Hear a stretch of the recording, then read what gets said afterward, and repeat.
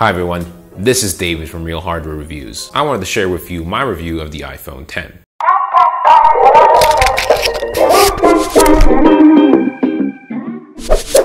I find the design of the iPhone X to be extremely beautiful. The front is gorgeous as well as the stainless steel frame. The back of the iPhone is all glass and it's wonderful. I would have preferred it to be a little darker in color, but that's still okay. The protruding camera isn't a big problem for me and I like how it marries with the design. It is more of a personal taste, and using the phone on a table without a cover might be annoying though. It is fragile, so I would strongly suggest to use a case. The display of the iPhone is amazing. Watching videos on it is a pleasure, in full screen, even at the cost of cutting the edges a bit. Colors are more vibrant than the older iPhones, but not oversaturated. The blacks of course are absolute, and the brightness is really high. In general, there is a remarkable difference from the 8 Plus in both colors and brightness. When I use my 8 Plus for some minutes, the phone tends to be on the blue side when you don't look at it directly, but this doesn't bother me at all. The notch is not annoying as many as might think. Even in videos or in games, it doesn't feel like something that shouldn't be there. I got used to it and honestly, I like the effect it creates. It is cool and distinctive.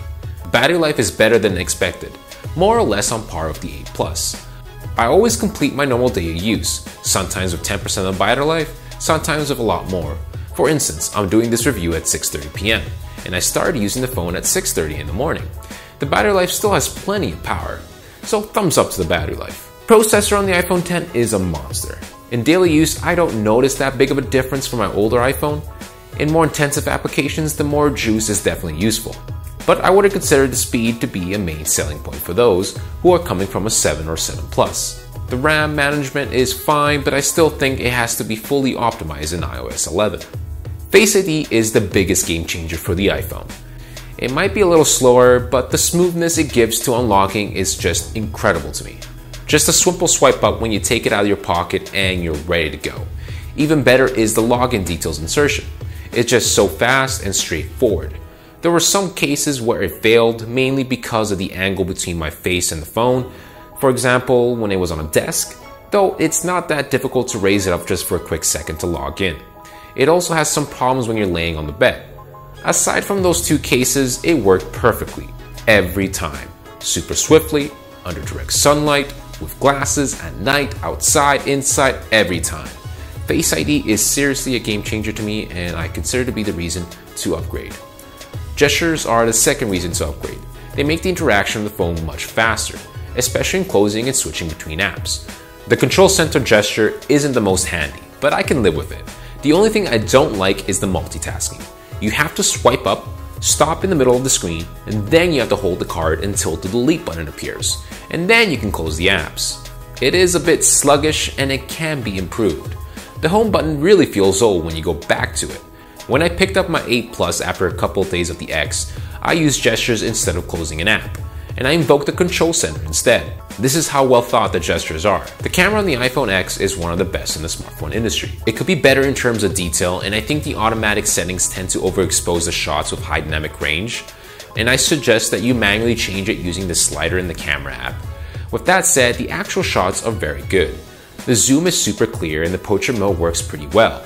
The front-facing camera is where I feel I could have done better. I'm not a selfie person, so I don't really care about the front-facing camera, but there are other phones with a better selfie camera around. The speaker quality is noticeably better than the previous iPhones. The low frequencies are more present, and the sound is fuller and cleaner. It's still a phone speaker, so don't expect miracles, but it's one of the best I ever used. The major negative about this phone is the price. Yes, it is expensive. Probably too expensive, but Apple products have always been this way. And I'm not gonna say it's worth what it costs, but I can justify spending a big sum on this device. Would I choose to substitute my 8 Plus with the 10? Yes. Yes, I would. With no doubt, this phone changed the way I interact in a better way. I never used an iPhone with the pleasure and the smoothness of this one. It's beautiful, the screen is gorgeous, everything it has makes it feel premium.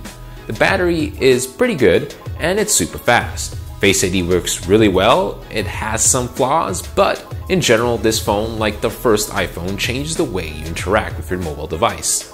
Forget buttons, welcome gestures, and welcome to iPhone X. I want to thank Tom Harris for providing us with this phone to review. Without their help, we couldn't bring you this great review about the iPhone X. So go visit their site, www.tomharris.com, for great prices on new phones. So thanks for watching this review. Please like and subscribe. This is David from Real Hardware Reviews, signing out.